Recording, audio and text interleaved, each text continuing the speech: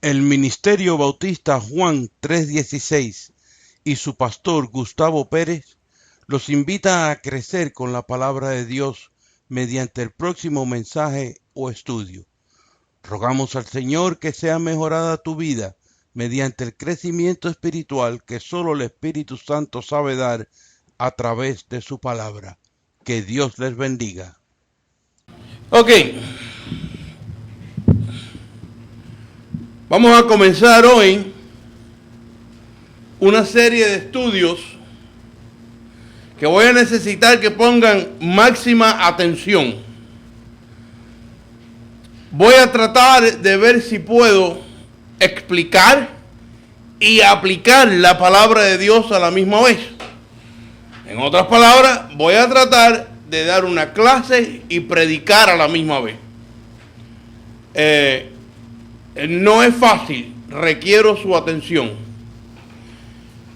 Por hoy vamos a suspender el estudio a Ministerio Jesucristo. No sé qué me pedirá el Señor la semana que viene, pero hoy lo vamos a suspender y yo voy a comenzar este estudio ahora en la escuela dominical y vamos a continuar el estudio a la hora del mensaje. Y el mensaje de Dios va a estar combinado con estudio de la palabra. ¿Está bien? ¿Alguna objeción? Para matar a uno aquí. Bueno, ok. Vamos a estudiar los principales pactos que Dios ha hecho con el hombre. Vamos a estudiar el pacto edénico, que es el pacto que Dios hizo con el hombre en el Edén cuando formó al hombre. Después vamos a estudiar el pacto adámico, que es el pacto que hizo Dios con Adán después que el hombre cayó. Luego vamos a estudiar el próximo pacto, que es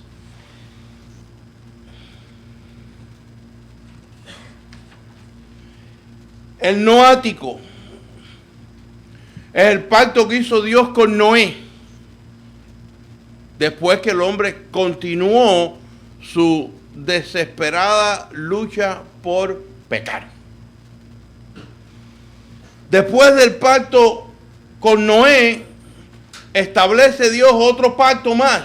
En sus infinitas ganas de salvar al hombre de su pobre perdición, Dios hace otro pacto con Abraham. Vamos a estudiar el pacto abrahámico. Después hace un pacto con Moisés. Vamos a estudiar el pacto mosaico.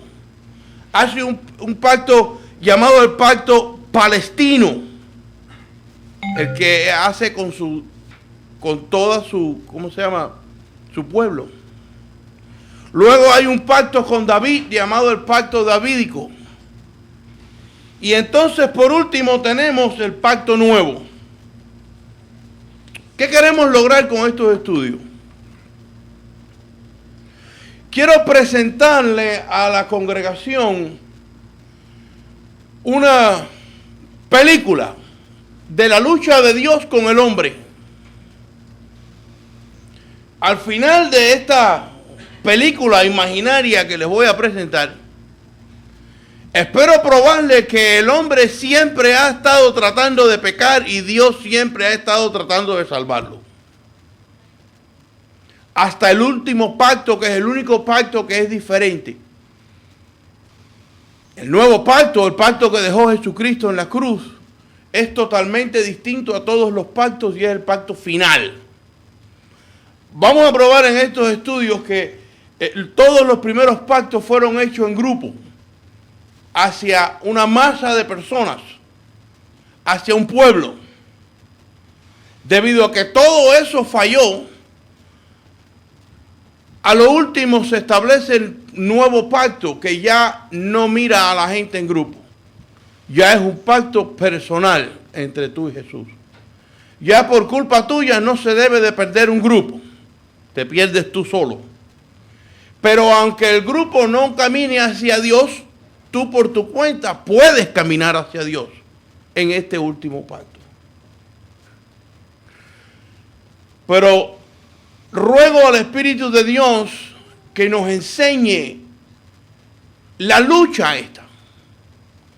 La lucha entre Dios y el pecado del hombre, no entre Dios y el hombre. Estoy seguro que nos vamos a aclarar muchos falsos conceptos y va a reafirmar muchas ideas que tenemos que no estamos seguros. Va a confirmar también muchas doctrinas que a veces no queremos creer. Una vez, hace como 2 años, tal vez 3, toqué los pactos estos por arriba una noche, en un domingo por la noche, y no los he tocado más, no los había tocado más hasta que Dios no me diera el estudio completo. Pero yo les aseguro a ustedes que el Señor nos va a hablar a todos. Me ha hablado a mí mucho mediante este estudio y yo creo que es el estudio perfecto después del retiro. Nos va a hablar del pacto que hicimos nosotros en el retiro. Y si tú no pudiste ir al retiro, el pacto que has hecho tú con el Señor. Así que yo les pido al Señor que nos enseñe para poder obedecerle. Dime. Si tenemos alguna duda, ¿podemos hacer preguntas? Sí. Puede hacer toda la pregunta que quiera porque yo voy a romper del estudio en un momento y voy a predicar y después voy a dejar de predicar y voy a volver al estudio y van a haber momentos en que me vas a hacer una pregunta y te voy a decir que espere. Y después en otro momento te la contesto. Pero sí, levanta la mano el que quiera hacer una pregunta porque va a haber una mezcla de estudio y prédica. Ayúdenme. A ver si no me vuelvo loco. Bueno, loco estoy yo hace rato, pero... A ver. Es homiléticamente posible, pero requiere práctica.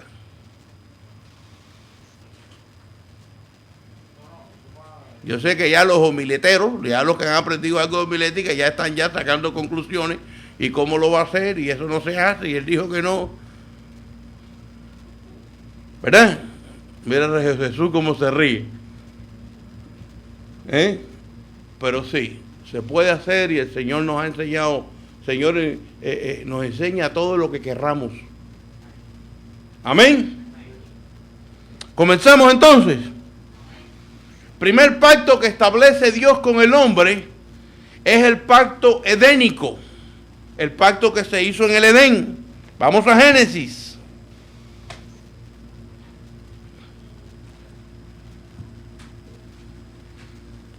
Génesis 2, del 15 al 17. Primer pacto de Dios con el hombre. ¿Quién es el valiente? Llamó pues Jehová Dios al hombre y lo puso en el huerto del Edén para que lo labrase y lo guardase. Y mandó Jehová Dios al hombre diciendo: de todo árbol del huerto podrás comer, mas del árbol de la ciencia del bien y del mal no comerás, porque el día que de él comieres, ciertamente morirás. Ok. El pacto es sencillo.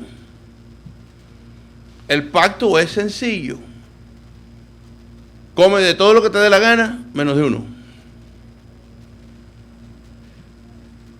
Quiero asegurar algo.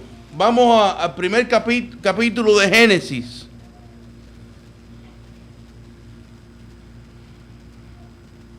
Si vamos al 3, Dios dijo: sea la luz.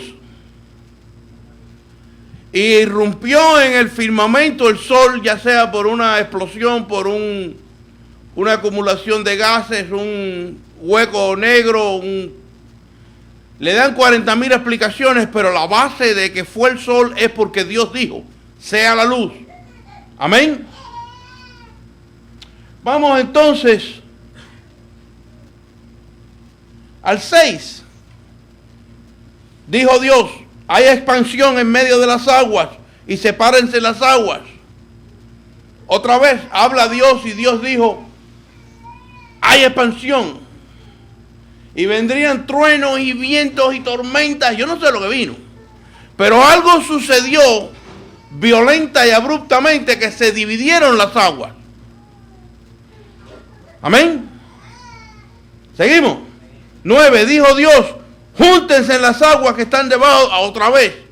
Terremotos, tormentas, lo que haya sucedido, pero por la palabra de Dios sucedió que se juntaron las aguas que él quería, se separaron las aguas que no quería. Hubo lumbreras, y si tú continúas leyendo, tú te das cuenta que Dios dijo, y Dios dijo, y Dios dijo, y Dios dijo, y las cosas sucedían, y sucedían, y sucedían. Y quizás por eso la ciencia dice que comenzó el mundo por una explosión. Hay indicios de explosiones y de violencia en la formación del mundo. Eso no lo puede negar nadie. Ahora, porque haya habido explosiones, no quitamos del medio la voluntad y la palabra de Dios. No tiene que ver una cosa con la otra. La base de la creación es que Dios dijo. Pero llegamos entonces al momento de hacer al hombre. Y en el 26 dice: entonces Dios dijo: hagamos al hombre a nuestra imagen, conforme a nuestra semejanza. Señoréese en los peces del mar, en las aves de los cielos, en las bestias de la tierra, y en todo animal que se arrastra sobre la tierra. Y creó Dios al hombre a su imagen. A imagen de Dios los creó, varón y hembra los creó. Así que él podía haber dicho: sea el hombre. Pero no hizo eso. Había hecho toda la tierra, había organizado toda la tierra, todo el firmamento, y ahora se sienta y hace una reunión y conversa con alguien. Quizás los ángeles, quizás su propio espíritu, quizás su hijo. Yo no sé con quién conversó, pero hizo una reunión, porque ahora iba a crear lo que era la corona de su creación. La razón por la cual lo había hecho todo era para poner al hombre allí. Entonces ya ahora no es por un acto de violencia o por un acto violento que se crea al hombre, es con amor. Y allí se planea, me imagino yo, todo lo que iba a hacer con relación al hombre. Y aquella reunión terminó en que lo mejor para el hombre era hacer al hombre de acuerdo a la imagen y la semejanza del mismo Dios. Hermano, no sé si podemos profundizar suficiente en lo que significa el resultado de aquella reunión. Inmenso. Inmenso. Todavía el hombre no se había creado y estaba la máxima bendición lista para él, que era parecerse a papá. Si vamos al 2:8, al 2:7, dice: entonces Jehová formó al hombre del polvo de la tierra. En otras palabras, de entonces, después de aquella reunión que ya se pusieron de acuerdo, Dios con sus propias manos forma al hombre. No por su palabra como formó la tierra. Hay una muestra tremenda de amor. Dice: y sopló en su nariz aliento de vida, y fue el hombre un ser viviente. Y vamos a detenernos ahí un momentito. Los otros animales que había creado, también eran seres vivientes. ¿Cuál es la diferencia en el hombre? ¿Sopló Dios aliento de vida en los perros y en los caballos? No, no lo dice la Biblia. Solo en el hombre. ¿Qué vida es esta? Juan. Cuando estabas hablando yo de que la creación, de que Dios hizo al hombre por su palabra, a los animales del campo, los hizo por su palabra. Al hombre le dedicó tiempo. Ahí hacer una diferencia entre crear un alma para vida eterna y un alma para existencia. Para existencia. Exactamente, buena observación. Estaba creando algo que se iba a perder de todas maneras. Pero lo que estaba creando en el hombre era un alma para vida eterna. Buena observación. Pero entonces, ¿qué es esto? Que dice, sopló en sus narices aliento de vida. Los animales viven, nadie puede negar que el animal vive. ¿Perdón? Le diste con el martillo el clavo. Lo que sopló el Señor en las narices del hombre, lo que lo hace diferente al animal, es que tiene vida. Y en este caso la palabra vida quiere decir cercanía de Dios. Dios hizo todos los animales y después hizo al hombre y lo acercó a él. Por la propia voluntad de Dios no ha hecho nada el hombre para acercarse a Dios, sino que Dios sopló en las narices del hombre por donde entra la vida de nosotros. Si paramos de respirar, ¿qué tiempo duramos? Entonces, por donde entra la vida del hombre, Dios sopló aliento de vida. En este caso, ya el hombre vivía.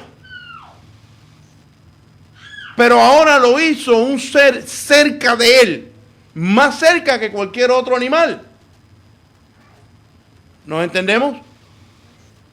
Es decir, el hombre cuando Dios lo creó, ya él estaba vivo. El hombre lo creó igual no igual que cualquier otro animal, perdón. Iba a decir una zapa ahí. El hombre lo creó, el Dios crea al hombre con sus propias manos, pero es el único ser en el cual él sopla aliento de vida. Ya que en la creación del hombre hay una diferencia extrema y de notar. Y esta diferencia es que el hombre está creado para estar cerca de Dios. Eso más o menos hace una semejanza a cuando están los huesos en el valle de la muerte, que lo manda, no me acuerdo qué profeta, que sopla aliento. No, en realidad no tiene esa visión. No es más que para mostrar que el Señor puede coger a un muerto aquí en la iglesia y hacer un soldado de él. ¿Vive o no vive? Vive. Y a su nombre. Gloria. Aleluya. Puede coger el último que llegó y ponerlo aquí, predicar donde estoy yo y sentarme a mí.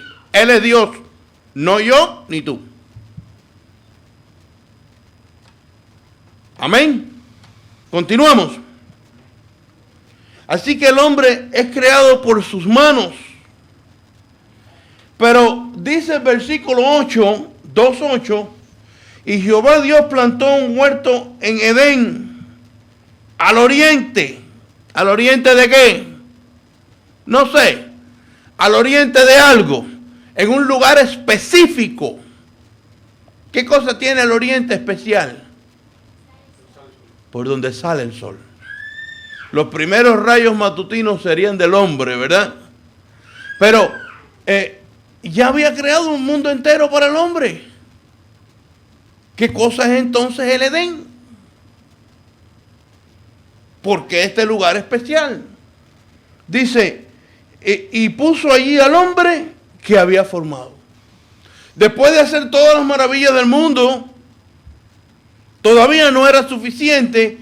Y coge y hace el jardín del Edén, y el hombre lo coge, lo saca del mundo y lo mete en el jardín del Edén.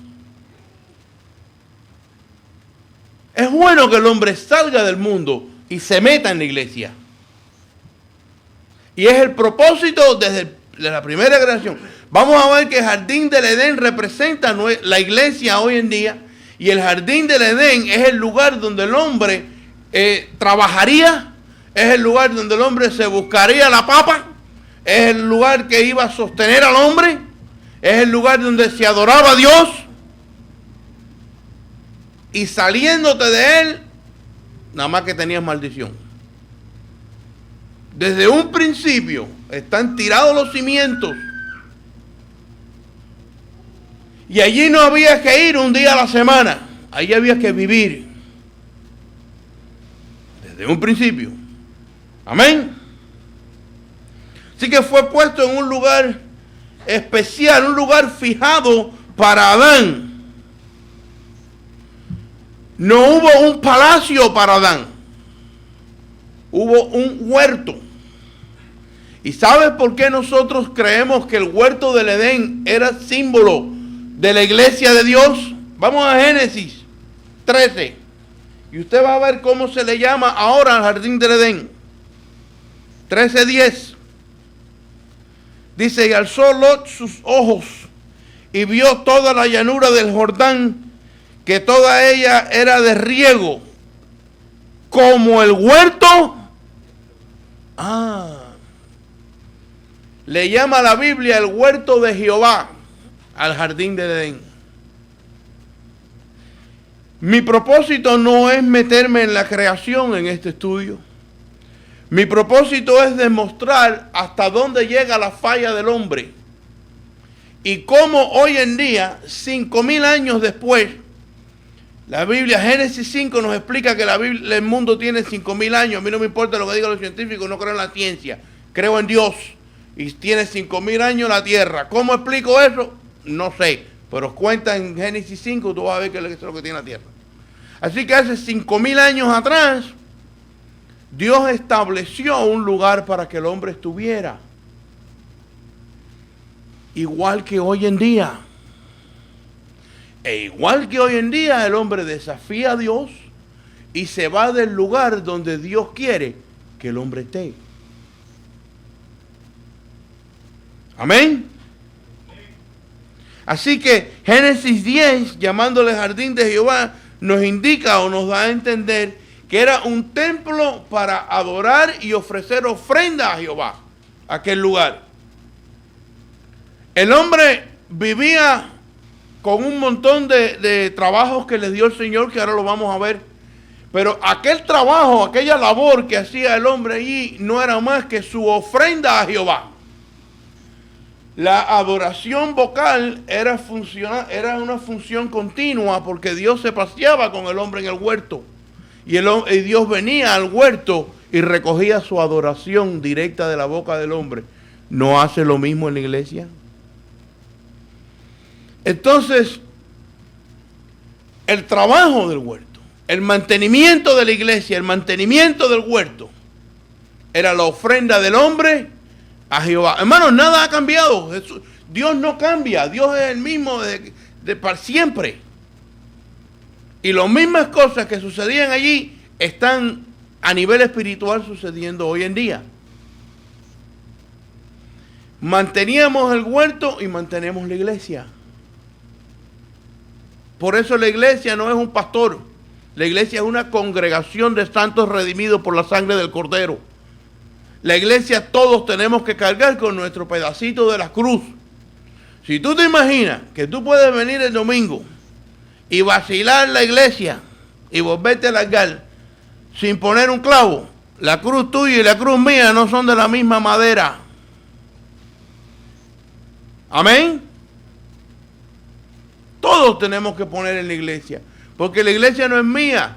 Dios me ha dado a mí una congregación que yo pastorear, pero no porque la congregación es mía, la congregación es de Él. Yo lo único que hago es traspasar los mensajes que Él me da y la guianza que Él me da para ustedes. Pero gloria a Dios que podemos entender que la iglesia no es una sola persona, es la comunión, el grupo. Amén. Allí el hombre pasaría un tiempo de prueba. El tiempo de prueba que el hombre iba pasando allí era con aquel árbol. Aquel árbol que se había prohibido comer. Dijimos que el propósito del hombre era proveer un servicio espiritual y laborar. Y hay palabras cuidadosamente escogidas de la palabra de Dios que nos indica esto. Por ejemplo, tienes la frase, puso en el huerto. Leímos que Jehová puso en el huerto. Había una razón especial. No es que el hombre fue al huerto, sino que Jehová lo puso en el huerto. Ya Jehová tenía una razón especial. La frase, para que lo labrase. La razón especial por la cual fue puesto en el huerto fue para que mantuviera el huerto, para que lo labrase y para que lo guardase. Así que había una razón específica por la cual Dios lo puso allí. Para que lo cultivara y lo cuidara. Aún en el mismo paraíso, el hombre tenía que trabajar. Y yo quiero que se recuerden de esto. Porque esto va a ser bien importante que lo recordemos para el final del estudio de este pacto. El hombre tenía que trabajar en el paraíso. Nunca Dios ha hecho un vago. Nunca. Ni el primer hombre que hizo, ni el último. La vagancia es diabólica. Dios no ha llamado en la Biblia a un solo vago o a un solo cobarde. Usted tiene que ser macho varón masculino. Hay... Tal vez, perdón. No ha llamado cobarde. No. Ninguno. No hay un solo caso en la Biblia de Dios llamar a un cobarde y hacerlo valiente. Pero si puede llegar un cobarde y puede cambiar. Pero Dios no lo llama hasta que no cambie. Mira. Hay, si mal no recuerdo y no me tomen el número, creo que 39 capítulos en el libro de Job. Antes de que Dios hable. 39 capítulos de miseria. Y cuando Dios habla, le dice a Job, ¡sé hombre! Lo primero que le dice a ese hombre, déjate de funfuñar, sea penco. ¡Sé hombre! Aguanta ahí como un mulo. El problema de Job, hubieron dos reacciones al mismo problema. Si Job perdió los hijos, la mujer también perdió los hijos. Si Job perdió el dinero, la mujer también perdió el dinero. Más, la mujer no perdió la salud como Job. Pero ¿cómo reaccionó la mujer? Le dijo a Job, maldice a tu Dios y muérete. ¿Cómo reaccionó Job? No, Job le dijo, sí, y su respuesta verdadera es, desnudo vine a este mundo y desnudo saldré de él. Dios da, Dios quita, bendito sea el nombre del Señor.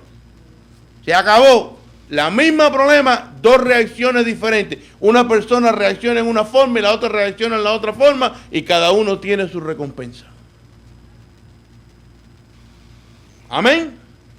Nos salimos un poquito del tema, pero ahora vamos a ver qué tiene que ver esto. Porque la condena del hombre se le achaca a Dios. Y Dios no condenó al hombre. El hombre se condenó él mismo. Yo le voy a probar que en este pacto hay tremendo amor y tremenda misericordia de Dios. Pero el resultado del pecado tienes que vivirlo. No te lo va a quitar nadie del lomo. El resultado del pecado trae consecuencias. Se las trajo a Adán y a todos sus descendientes. Y Dios no lo condenó, Dios lo está ayudando. Y tú vas a ver en cuántos pactos hace Jehová con el hombre para ayudar al hombre a salir de su miseria. Y el hombre constantemente se va por la senda más fácil. Amén. Ok. Entonces, lo último que dijimos en el estudio fue que aún en el paraíso el hombre tenía que trabajar. Pero el trabajo era algo placentero, que traía al hombre gozo al ofrecerle a Dios los frutos de su labor. Era bueno y placentero trabajar, porque estábamos cerca de Dios. Lo único que cambió en la condenación del hombre en realidad es que al hombre separarse de Dios, ahora el trabajo se convierte en un fastidio. Y de verdad lo que le dice Dios no es más que los resultados de lo que le va a pasar por lo que él hizo, no que lo esté condenando. ¿Me explico? ¿Estamos claros en eso? Así que el trabajo no es una maldición resultada de la caída, es algo que estaba ahí ya. Y quiero que mediten en esto bien. Cómo el trabajo se convierte en un fastidio al tú separarte de Dios. Así un peso en el bolsillo que no vino de Dios se convierte en un fastidio. 50 centavos en el bolsillo que vengan de Dios dan más gozo que un peso que no vino de Él. Un trabajo para Dios da más gozo, aunque no te pague dinero, que un trabajo que te paga miles de pesos y que no es de Dios. ¿Me explico?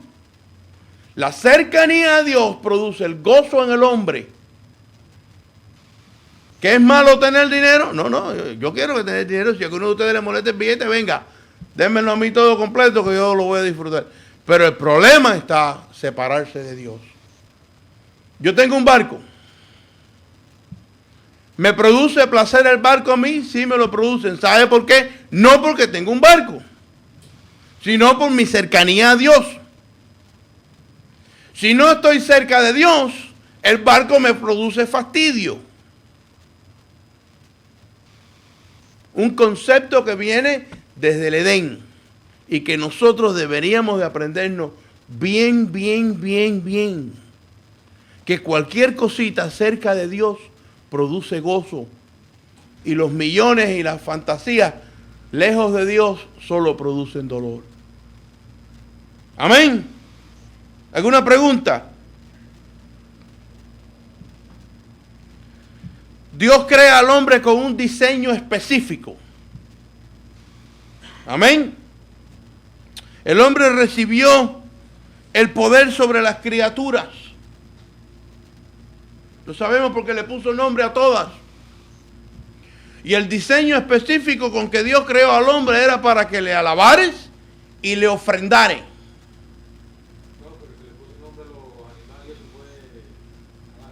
Adán lo creó, pero quiero decir que le puso nombre, eso prueba que tenía dominio sobre los animales. ¿Ok? Este hecho muestra, además de su discernimiento en cuanto a las obras de Dios. El hecho de que Él le haya puesto nombre a los animales muestra el discernimiento que tenía Adán sobre las obras de Dios. Entendía a Dios. Saben que los nombres en hebreo definen un carácter completo. Los nombres en el hebreo no son etiquetas como usamos nosotros. A mí me dicen, Gustavo, yo digo, dime. Pero Gustavo en sí no quiere decir nada para mí más que una etiqueta. El hebreo da un nombre y describe, ese nombre describe el carácter de la persona. Para Adán ponerle nombre a cada animal, tenía que conocer muy bien el animal y lo que el animal representaba. Amén. ¿Perdón? Si él hubiera hecho los animales, él sabía cómo. Pero ahora tenía un trabajo que hacer. Ahora tenía que averiguar cómo le iba a poner a cada animal. Tenía que estudiar cada animal, ver qué comía, qué hacía, a dónde se ¿Qué función tenía en la ecología? ¿Cuál era su responsabilidad? Para entonces darle un nombre apropiado. Pero Dios cuando lo creó al hombre, le dijo que para señorearse sobre los animales. Exactamente. Dio ya la sabiduría. Right. Pero este señorío lo prueba al él ponerle el nombre. Entonces, no, cuando el hombre cayó, no había perdido su señorío. Es lo que quiero probar. Sabemos que tenía tremendo discernimiento de espíritu. Era un sacerdote nato que caminaba con Dios y cayó. Nosotros tenemos que tener cuidado, hermanos míos. La asociación con el mundo es enemistad con Dios. No te puedes asociar con el mundo, no puedes. No importa cómo lo justifiques, no puedes. ¿Cuántas veces comió Jesús con los pecadores?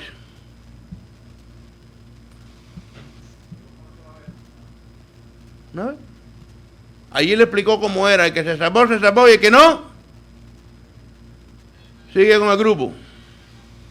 Hay que comer a veces con los pecadores, pero una cosa es que yo comparta el evangelio con un pecador y otra cosa es que yo defina un plan en mi mente para ver si de aquí a 20 años en lo que yo me asocio con él y juego con él, lo más probable es que el que caiga soy yo. ¿Perdón? Lo más probable es que un cristiano mundano, si se une, que el cristiano... Es el que sale perdiendo porque tiene más que perder. Si tú tienes 100 pesos en el bolsillo, yo no tengo nada, y salimos los dos a almorzar, ¿quién es el que va a perder el billete? Tú que tienes 100 pesos en el bolsillo, yo no tengo que pagar.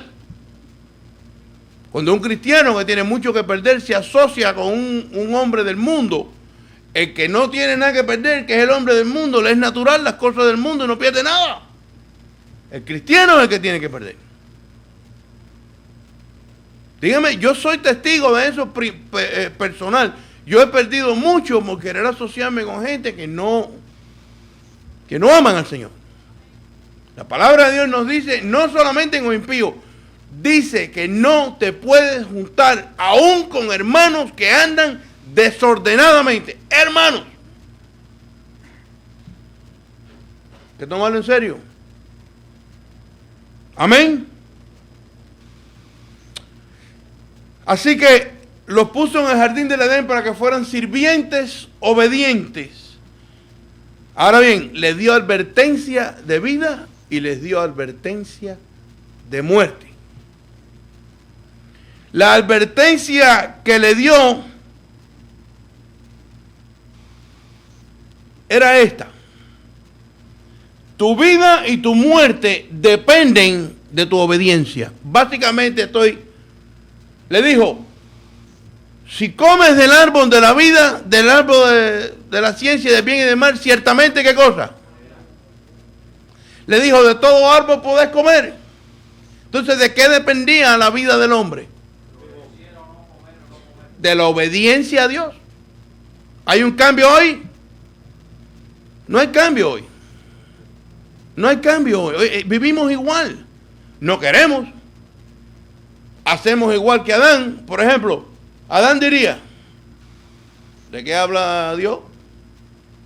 ¿Qué es esto que dice aquí en la Biblia? Si yo soy un tipo que mis células son renovadas día a día, cuando una célula en el cuerpo se muere, la otra viene joven, viene fresca, viene nueva. Entonces, ¿cómo es posible que yo voy a morir? ¿Qué es eso, morir? Si yo nunca he visto a nadie morir. Y empieza a razonar. ¿No lo hacemos nosotros hoy? Él no tenía que razonar lo que Dios le dio. Él tenía que obedecer, aunque no tuviera razón. Y no podía tener razón ninguna porque posiblemente no había visto muerte. No tenía lógica lo que decía Dios. ¿No? No tenía lógica. Lo que Dios dijo no tenía lógica para Adán. Amén. Así que dependiendo de su obediencia había vida y había muerte. Vamos a terminar la clase con un paralelo. Las instrucciones a Israel que Dios le da es un paralelo de este pacto adámico.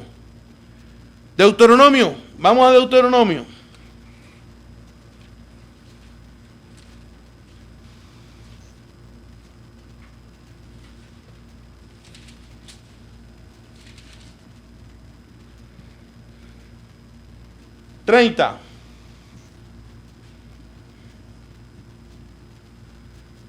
Vamos a comenzar leyendo en el versículo 11. Lean conmigo, por favor. No se queden atrás. Dice, porque este mandamiento que yo te ordeno hoy no es demasiado difícil para ti, ni está lejos. No está en el cielo para que digas, ¿quién subirá por nosotros al cielo? Y nos lo traerá y nos lo hará oír para que lo cumplamos. Ni está al otro lado del mar para que digas, ¿quién pasará por nosotros el mar? Para que nos traiga o nos lo haga oír a fin de que lo cumplamos. O sea, este mandamiento que yo te doy está diciendo, Jehová, está cerquita de ti. Está clarito. 14. Porque muy cerca está de ti la palabra, en tu boca y en tu corazón, para que la cumplas. Mira, yo he puesto delante de ti hoy la vida y el bien, la muerte y el mal. Lo mismo, el mismo pacto, dura hasta hoy el mismo pacto. Dios no cambia, cambia su forma de relacionarse con el hombre, pero Él es el mismo. Dice, porque yo mando hoy que ames a Jehová tu Dios, que andes en sus caminos y guardes sus mandamientos, sus estatutos, y seas multiplicado, y Jehová tu Dios te bendiga en la tierra a la cual entras para tomar posesión de ella.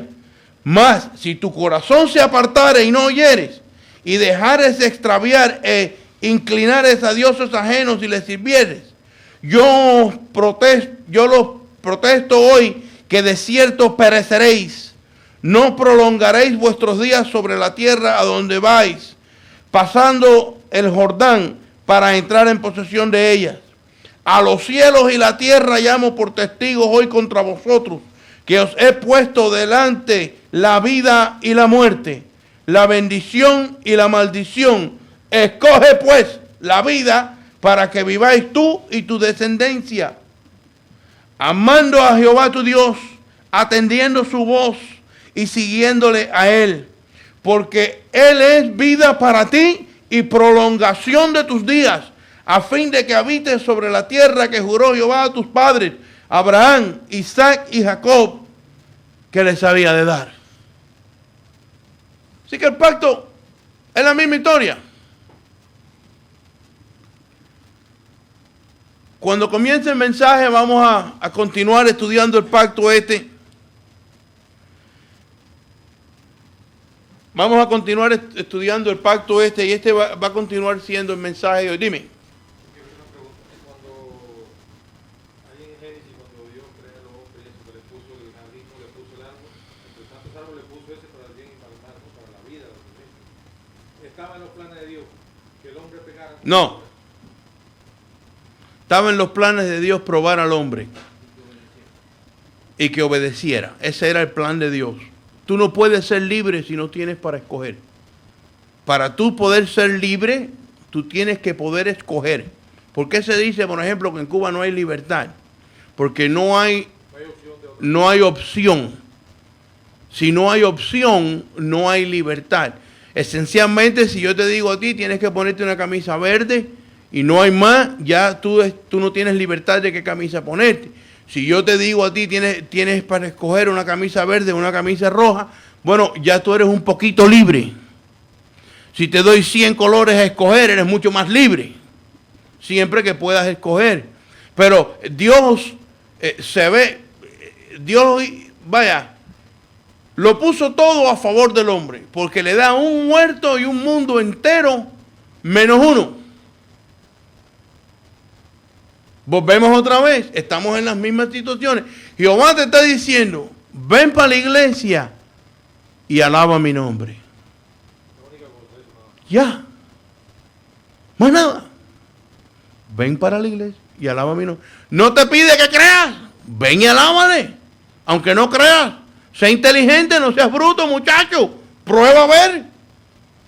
Vamos a ver si el gordo este tiene razón o está tostado el gordo este. Yo voy a ir. Yo voy a meterme 2 meses alabando a Dios. Si Dios no te bendice, coge la puerta y lárgate que me voy contigo. Vámonos a beber ron y bailar merengue, que esto no sirve, esto es mentira. Ahora, si tú vienes a la iglesia y le alabas 2 meses, yo te aseguro a ti que Dios te va a bendecir. Y yo no me voy a tener que ir de aquí. ¿Qué cosa más fácil? Lo más fácil que hay en el mundo. Ven borracho, ven en droga, ven como te dé la gana. Pero ven y alábale. Y tú verás si Dios te va a bendecir. Dime. Pero hay gente que les gusta, cuando no conocen la libertad, les gusta estar en eso. Ahora yo le hablaba a una señora y ella me decía, pero ¿por qué Dios no hace esto? Pero si Dios puede hacer esto, digo, el problema es el siguiente, que Dios no quiere una máquina. Exactamente. Que tú seas libre y que tú puedas escoger. ¿Qué tú quieres elegir? ¿El No. de la maldad? Mira. Libre para escogerlo. En la cárcel hay seguridad. Los mejores edificios y más fuertes son los de la cárcel para que tú no te vayas. Por lo tanto, aguantan todo tipo de tormenta. Te sirven la comida todos los días y te dan una ropa de rayita para que quede de lo más bonito. ¿Hay seguridad? Ahí no te va a pasar nada. En la cárcel. Pero cuando te abren la reja, ya tienes que trabajar, tienes que buscar para la renta, la libertad. La gente no quiere eso. La gente quiere que Dios te dé todo y tú no hacer nada. No funciona. No funciona. Pero el pacto sigue vigente. Alábale. Hermano, la gente, tú sabes la clase de privilegio que es. Que Dios gane su iglesia goteando sangre en la cruz del Calvario. Y le diga a alguien, no sé, toca la batería o toca la guitarra o te dé algo que hacer en algo que Él se ganó con tanto dolor y con tanto sacrificio. Y que tú no vengas porque Chicho el cojo y el tío y el primo y toda esta serie de excusas que pone uno. Amén. Dios le bendiga. Y entonces todo el privilegio del ministerio que Dios te dio, tú lo tiras por la borda. Hablábamos el otro día del resultado de dejar la iglesia para estudiar.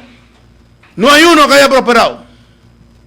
Todo el que ha dejado la iglesia, y no me pregunte por qué, esto es contrario a toda lógica, pero todos los hermanos aquí en la iglesia que han dejado la iglesia para estudiar no han prosperado, se han atrasado espiritualmente, todos. Se han atrasado y sus vidas es un yogur. A Dios no se puede dejar. Elena está a unos días de graduarse de contadora. Nunca dejó la iglesia. Yo saqué un máster en mecánica. Yo nunca dejé la iglesia. Y si me hubieran puesto a escoger, no saco el máster. Tenemos el error de creer que por estudiar vamos a ser más felices. Por estudiar vas a ganar más dinero, pero no vas a ser más feliz. Porque pasa lo mismo del Edén. El trabajo que era placentero junto a Dios, ahora ese trabajo separado de Dios se convierte en una desgracia. ¿Tú quieres ser doctor? Gloria a Dios.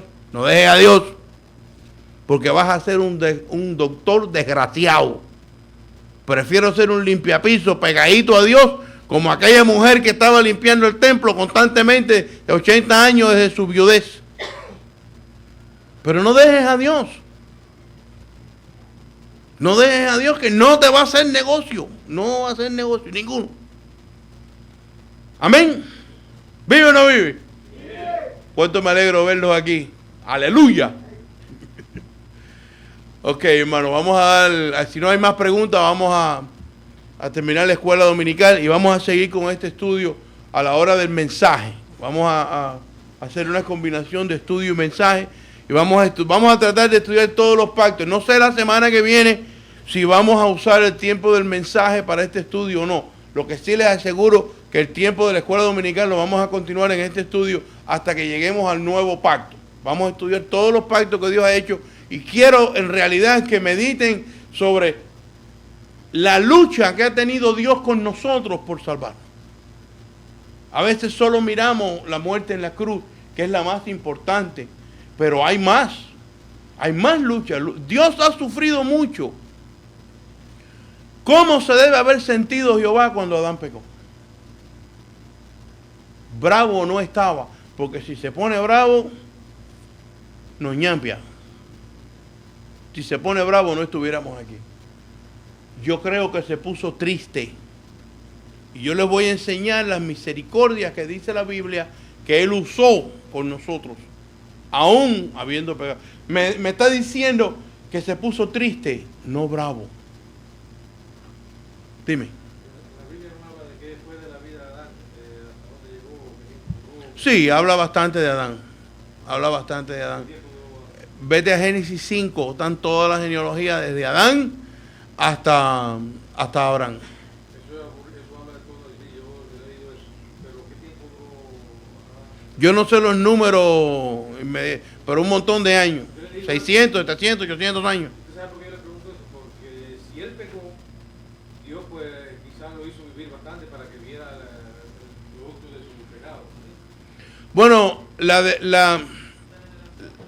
lo que acortó la vida en el hombre fue el diluvio.